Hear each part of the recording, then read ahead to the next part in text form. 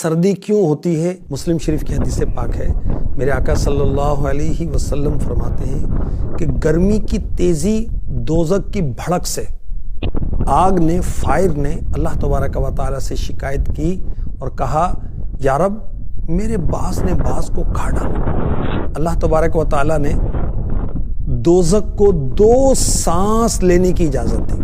دوزخ ایک سانس سردی میں لیتی ہے اور ایک گرمی میں لیتی ہے۔ یہ وہی تیز گرمی اور ٹھنڈک ہے جسے تم محسوس کرتے ہو۔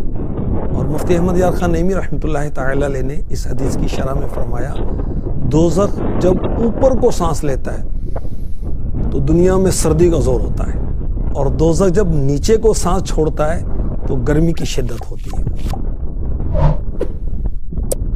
میرے محبوب صلی اللہ تعالی علیہ وآلہ وسلم نے فرمایا سردیاں مومن کے لیے ٹھنڈی غنیمت ہے، یعنی محنت کرتا ہے، مشقت کرتا ہے، ٹھنڈ میں اٹھ کے نمازیں پڑھتا ہے، آزمائشوں کی باوجود وہ غسل کرتا ہے، ٹھنڈے پانی سے وضو بناتا ہے اور پھر بھی نمازوں کی پابندی کرتا ہے، اللہ تعالیٰ اسے وہ برکتیں دیتا ہے جو میدان جہاد میں جانے والے مجاہد کو مال غنیمت کے ساتھ دیتا ہے۔